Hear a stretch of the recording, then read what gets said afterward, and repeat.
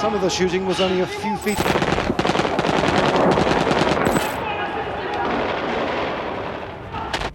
Loss of money from collapsed pyramid investment schemes has turned vicious.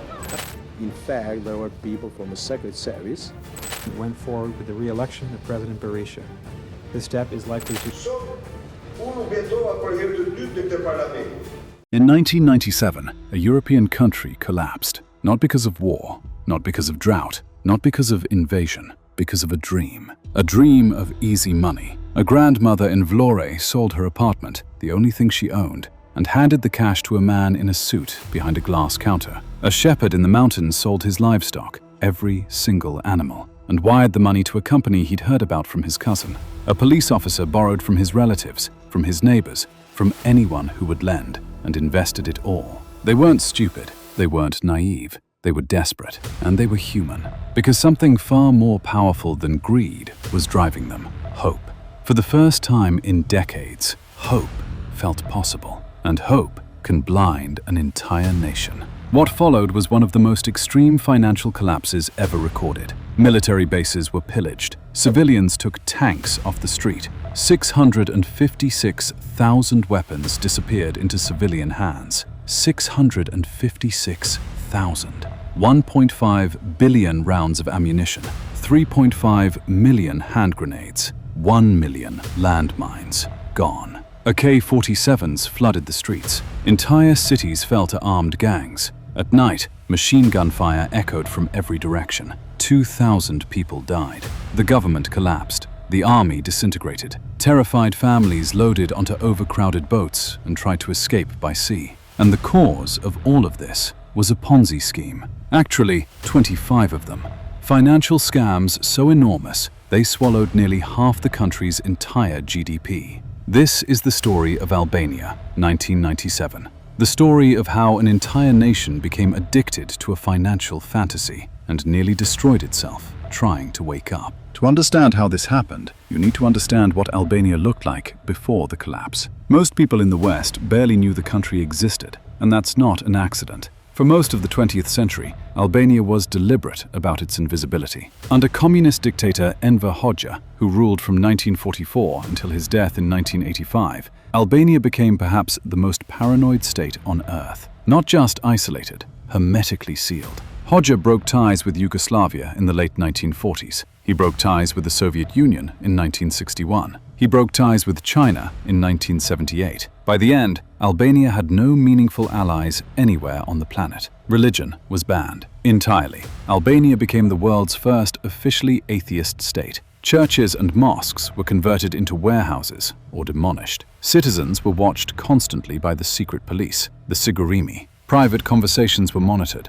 Families were encouraged to report on each other. And then came the bunkers. Over the course of his regime, Hoxha ordered the construction of over 700,000 concrete bunkers across the country, one for roughly every 4 citizens. They dot the Albanian landscape to this day. Squat, mushroom-shaped slabs of concrete on beaches, hillsides, fields, roadsides. Silent monuments to a government that was absolutely convinced the world was coming to destroy it. And while Hoxha was building bunkers, he was destroying the economy. Albania became, by most measures, the poorest country in Europe. The average monthly wage was the equivalent of a few dollars. Shops were empty. Infrastructure was crumbling. Technology was frozen decades behind the rest of the continent. Travel abroad was essentially forbidden. Most Albanians had never left their own country. Many had never even left their own region. Then, in 1990, the regime collapsed. Communism fell across Eastern Europe like a chain of dominoes,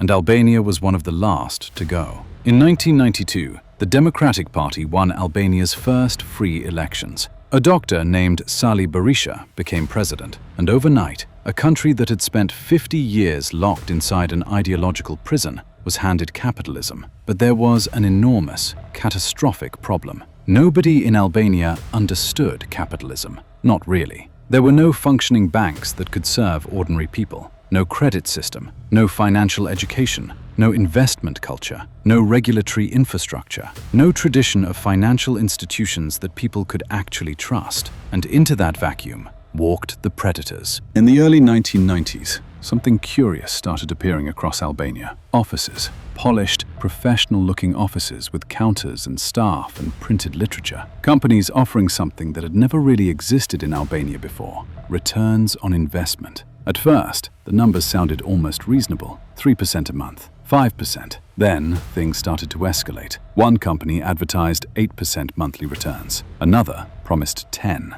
Jalika, a firm based in the southern port city of Vlora, was offering 10% a month in 1996. 10% per month. That's 120% annually.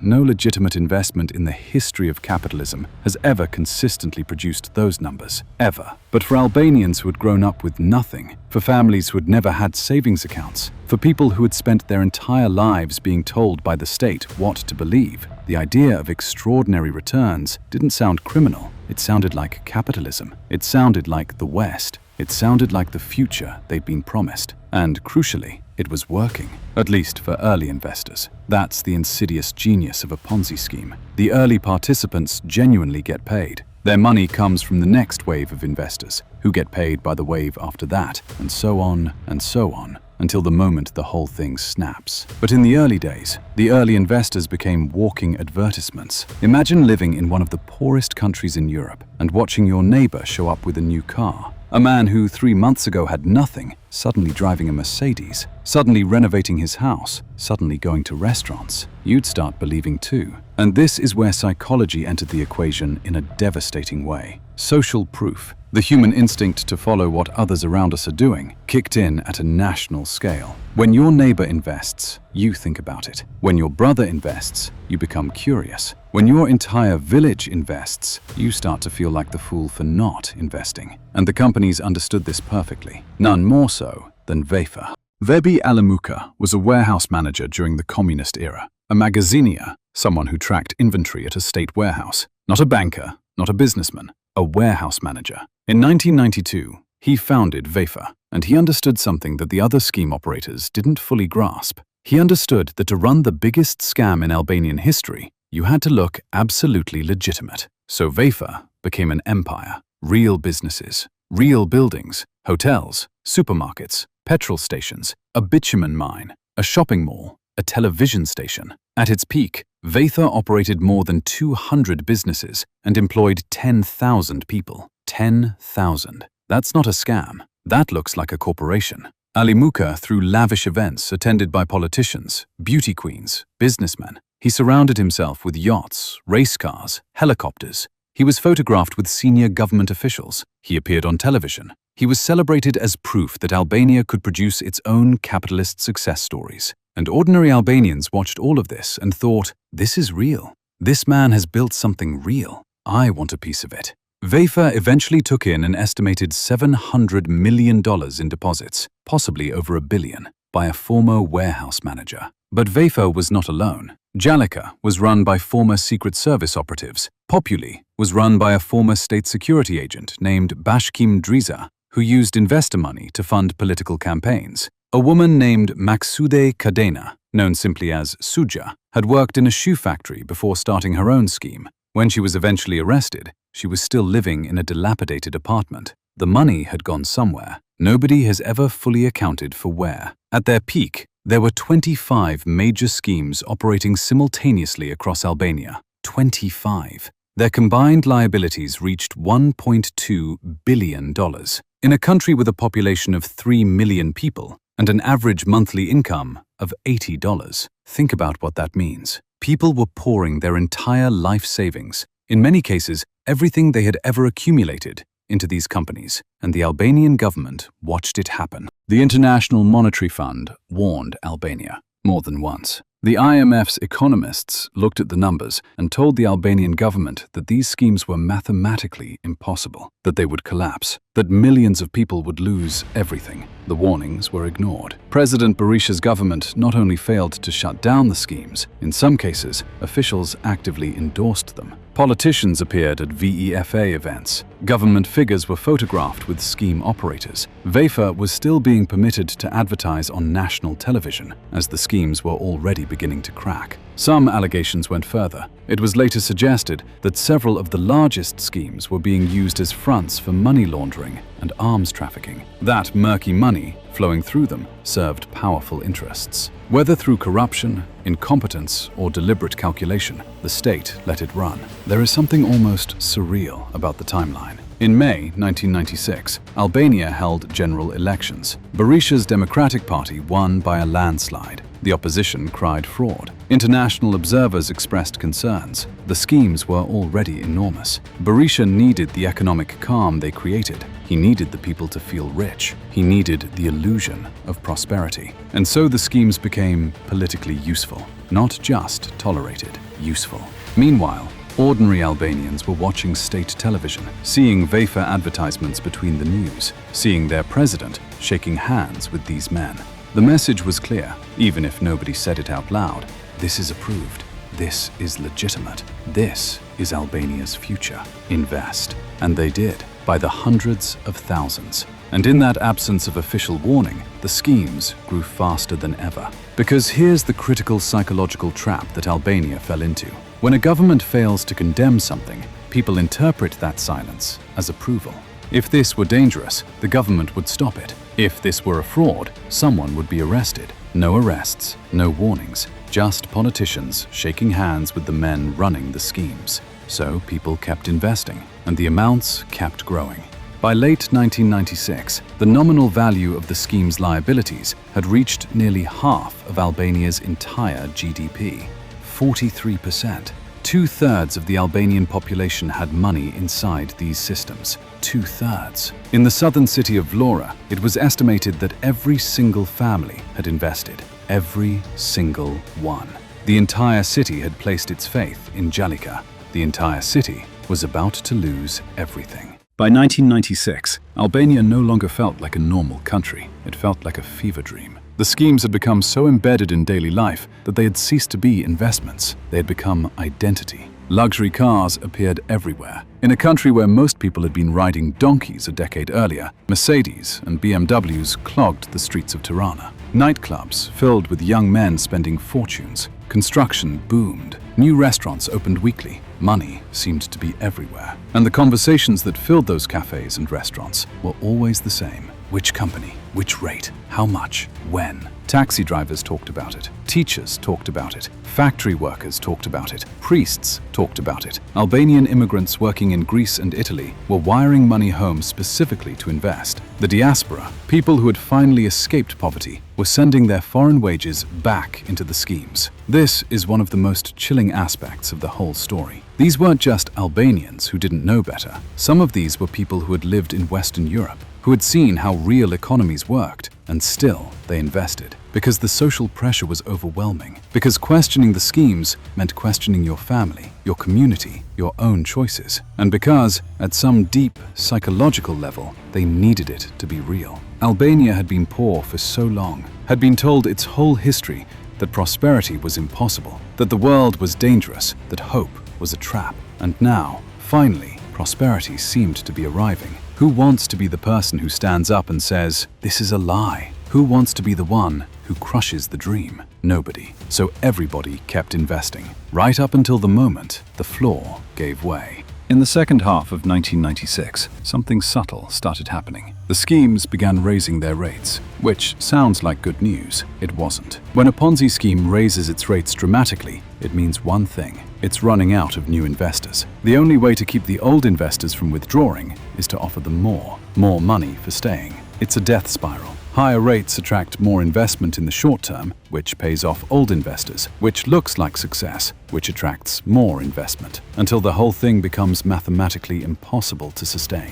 By November 1996, some schemes were offering monthly rates that bordered on the surreal. 30% in a single month. Sheferi was offering 44%. 44 per month. The schemes were essentially screaming that they were about to die, and people were lining up to hand them more money. Some economists within Albania did try to raise alarms. A handful of journalists published warnings. The International Monetary Fund sent formal advisories, but the warnings were drowned out by the noise of apparent prosperity and by something else: fear of being wrong. Psychologists call it the sunk cost fallacy. The more you've invested in something, the harder it becomes to admit it might be worthless. A family that had sold their apartment to invest could not emotionally afford to believe they'd been defrauded, so they didn't believe it until they had no choice. It started in late 1996. Quietly, a few small firms missed payment dates, minor delays, explained away. Technical issues, processing delays, don't worry. Then, in January 1997, Sood collapsed. Its founder, Maksud Kadina,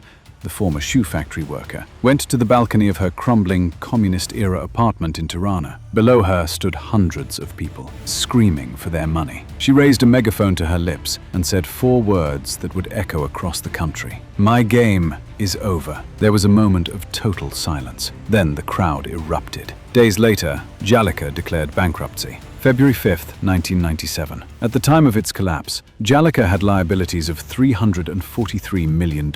Its remaining assets were worth $3 million. The owners had already fled to Turkey, taking with them, according to auditors, at least $17 million. Jalika was based in Vlora, a city where every family had invested. The reaction was immediate and violent. Within hours, crowds filled the streets. People who had lost everything, homes, savings, futures, were screaming outside locked office doors. Police tried to contain the situation. They failed. Within days, the protests spread to Luzhnya, to Berat, to Fir, to Tirana, to every major city in the country. A government official named Tritan Shehu was sent to Luzhnya to calm the situation. He was captured by protesters, held hostage for hours at the city stadium, beaten. Special forces had to be sent in to extract him. That same morning, every government institution in the city had been looted and burned. Every single one. Albania was coming apart. Then something happened that turned a financial crisis into something else entirely. The weapons depots opened. In the south, as the protests turned to riots, military bases were overwhelmed by crowds. Soldiers abandoned their posts, officers fled, and the crowds poured in. Decades of stockpiled communist-era weapons were simply taken. AK-47s, grenades, machine guns, mortars, rocket launchers. It was estimated that every male in southern Albania, over the age of 10, now possessed at least one firearm and sufficient ammunition. Every male over the age of 10. And then President Berisha made a decision that defied all logic. As the situation in the south deteriorated, he ordered the opening of the weapons depots in the north. His stated reason: to allow northern civilians to defend themselves against the violence from the south. The result was that the entire country was now armed. According to the United Nations Development Programme, by the time the crisis ended, 656,000 weapons had been looted from Albanian army stockpiles, 1.5 billion rounds of ammunition, 3.5 million hand grenades, 1 million landmines. Those weapons did not disappear. Some remained in civilian hands for years. Others were acquired by the Kosovo Liberation Army and made their way into the Kosovo War of 1998 and 1999. A financial scandal in Albania helped arm a conflict in another country. The consequences of a Ponzi scheme spilled across international borders. Picture a Tuesday morning in Vlora, February 6th, 1997, the day after Jalika collapsed. A woman named Drita wakes up. She lies there for a moment, staring at the ceiling. Then she remembers. 5 months earlier, she had sold her family's apartment for $25,000. Every leck of it went into the schemes. The apartment is gone. The money is gone. The office where she handed over the cash is locked. There is no phone number to call. There is no one to complain to. There is nothing. She and her family are now living in a rented room. The rent is due in 2 weeks. This was not an unusual story. This was Albania in February 1997. Millions of versions of the same morning, the same ceiling, the same moment of remembering, the same collapse of the stomach. In Tirana, a lawyer named Lazar Sokoli had spent months trying to convince his brother not to invest, threatening to never speak to him again if he sold the family home. His brother didn't sell, but his brother's friend did. Not just his own house, his sister's house too. He had convinced her it was safe. He had promised her. One evening, Laza was at dinner with this man when the TV in the corner of the restaurant broadcast news of riots. The whole restaurant went silent. Every single person. Nobody moved. The friend stood up from the table and broke down completely. He left Albania shortly after, went to Germany, working construction, sending money home month by month, trying, little by little, to repay his sister for the house he'd lost. A house that had taken her entire adult life to own. Gone in an afternoon.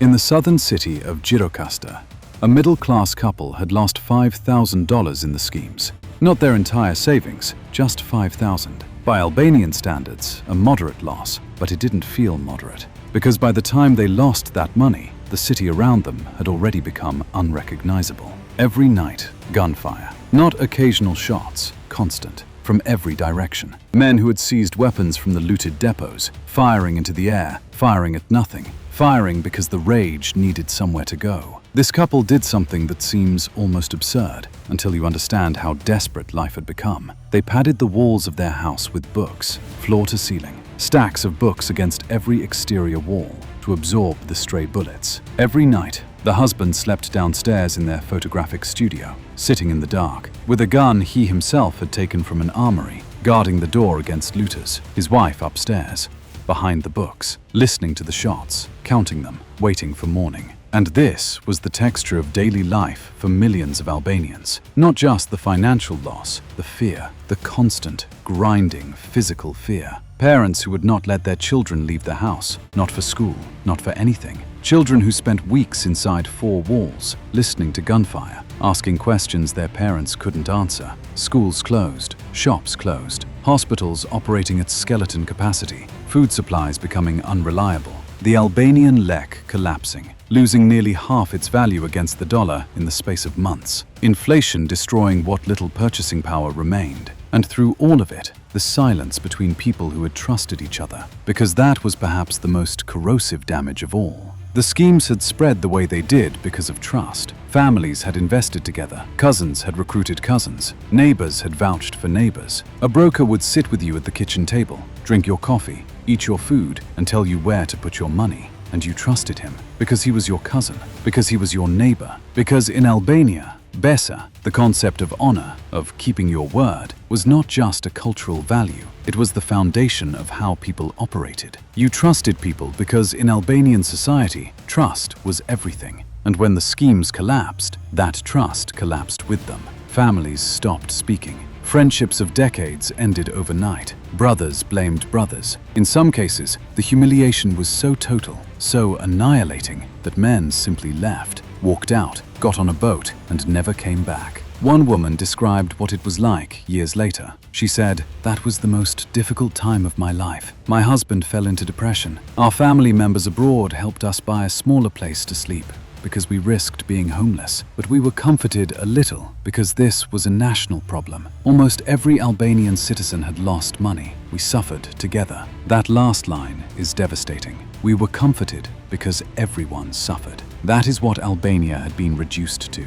Collective misery as consolation. The poverty of having nothing made bearable only by the K. By March 1997, Albania no longer felt like a country. It felt like a failed state. On March 1st, Prime Minister Alexander Meksi resigned. The next day, President Berisha declared a nationwide state of emergency. It made no difference. The army was disintegrating. Police units were deserting. In the south, entire cities had fallen to armed militias and criminal gangs. Vlora, Sarand, Gjirokasta, Berat. Dozens of towns effectively stopped recognizing the central government. Banks were raided. Businesses were robbed. Hostages were taken. In one village near Baro, a group of civilians broke into an arms depot on April 29th. The explosion killed 22 of the 200 village residents, most of them from the same family. In fear, radioactive material was looted from a facility. Radioactive material. On March 13th, President Berisha and the new Prime Minister issued a desperate message to the international community.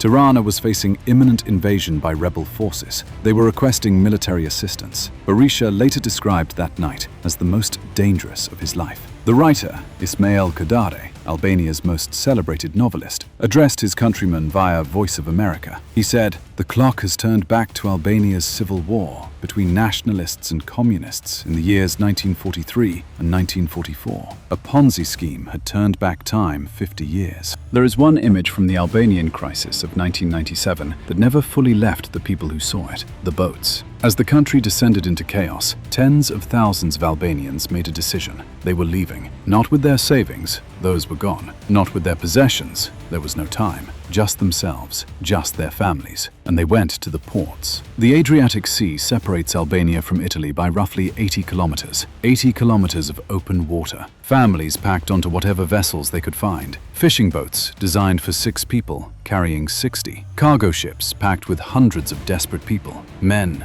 women, children, elderly, standing room only. The images arriving in Italian newsrooms shocked the country. Italy declared a state of emergency, and then, on March 28th, disaster struck at sea. An Italian naval vessel, the Sibylla, collided with an Albanian refugee boat called the Kateri Irades. The Kateri Irades sank. 83 people drowned, including children. 83 people who had already lost everything to a Ponzi scheme lost their lives trying to escape it. The rest of Europe watched in horror, because this wasn't supposed to happen in modern Europe. Not because of investment fraud, not like this. By late March, the United Nations had seen enough. On March 28th, the UN Security Council passed Resolution 1101. A multinational military force would be sent to Albania. 7,000 troops from 11 countries: Italy, France, Greece, Spain, Turkey, Austria, Romania, Belgium, Denmark, Portugal, Slovenia, led by Italy. The operation was given a name: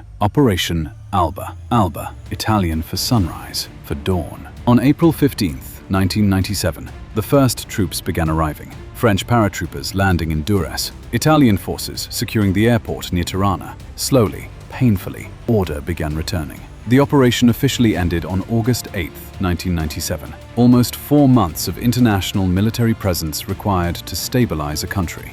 Because of investment fraud. By the time it was over, 2,000 Albanians were dead. The government had fallen. The army had essentially ceased to exist. Billions of dollars of savings had vanished, and more than 500,000 weapons remained in civilian hands. So what happened to the people who ran the schemes? The men and women who had taken $1 billion from the poorest people in Europe? Some fled before the collapse. The owners of Jalika escaped to Turkey. According to auditors, they had personally withdrawn at least $17 million during the scheme's operation. Jalika's liabilities when it fell, $343 million. Its assets, $3 million. Bashkim Driza, who ran Populi, left Albania during the riots, not by boat, by United States helicopter. He spent the next 11 years moving freely between Uruguay, Chile, the Dominican Republic, and other Latin American countries. He was finally located by Uruguayan police in September 2008, sitting in his apartment in Montevideo. In February 2009, just as his extradition to Albania was being processed, he escaped again. Vebi Alimuka, the founder of VEFA, was eventually imprisoned. VEFA was taken into administration in 1998. Its auditors found assets of roughly 300 million against liabilities of at least 250 million, not counting the 200 million in accrued interest owed to investors. Suja, the former shoe factory worker, was arrested. She had taken in enormous sums. The apartment was still dilapidated. Nobody knows exactly where all the money went. Out of 500 lawsuits initiated in the aftermath, hundreds remain unresolved to this day. Most victims never received a single dollar back, not one. 27 years later, the ghosts of 1997 are still present in Albania. You can see them in the landscape. All those concrete bunkers, relics of one paranoid regime, still dot the hillsides and beaches. Over 700,000 of them, going nowhere. You can see them in the demographics. Albania lost a significant portion of its population to emigration in the 1990s. People who left and never came back. You can see them in the financial culture. A generation of Albanians grew up with a deep, visceral distrust of financial institutions, because the last time they trusted one, it destroyed their country. And you can see them in the weapons. The Albanian government has spent decades trying to collect the guns that flooded the country in 1997. Amnesty programs, collection drives, international funding, destruction programs. In 2000, Albania announced it would destroy 100,000 recovered weapons. 100,000. and they were clear that more than 500,000 remained unaccounted for. This is the legacy of a financial scam. Not just lost savings, guns in circulation for a generation. One woman whose family lost everything summed it up simply: "I have no hope of having that money back, only if a miracle happens. If I only had that money today, I would use it for my children's education." Her children grew up in a country that had been robbed of its future by men in suits behind glass counters, offering hope. The story of Albania in 1997 is almost too extreme to be believed. A country nearly destroyed by Ponzi schemes, 2,000 dead, $1 billion stolen, an army dissolved, 500,000 weapons on the streets, a UN peacekeeping force required to restore order, and at the center of all of it, ordinary people. Not stupid people, not reckless people, people who were poor and desperate and hoped, finally, that things might get better. That is what makes this story so uncomfortable. Because the psychology that drove Albania in 1997 is the same psychology that exists everywhere, all the time. The need to believe in easy money, the social pressure of watching your neighbors prosper, the cognitive trap of having invested too much to stop, the government that looks the other way, the operators who understand that hope is the most exploitable thing on earth. Albania was extreme. Albania was unique in the scale of what happened, but Albania was not unique in the human impulses that made it possible. Those impulses are universal, and they don't disappear. They just wait for the next country that's desperate enough, for the next generation that's hopeful enough, for the next operator who understands that the easiest thing to sell to a human being is the dream of a better life. Albania should have been a warning to the world. In most places, it wasn't even a headline. But here's the thing about warnings. They only work if people believe they apply to them. And human beings are extraordinarily good at believing they are the exception. That their situation is different. That their investment is real. That their government would never allow something dangerous. That the people around them can't all be wrong. Albania thought the same things. Every single country that has ever experienced a financial mania thought the same things. The tulip bubble in 17th century Holland, the South Sea Company in 18th century England, the American real estate crash of 2008, the crypto collapses of the 2020s. Different assets, different countries, different centuries, same psychology, every single time. So the next time you hear about an investment that sounds almost too good, remember a grandmother in Vlora, staring at a ceiling in a rented room, trying to remember how she got there.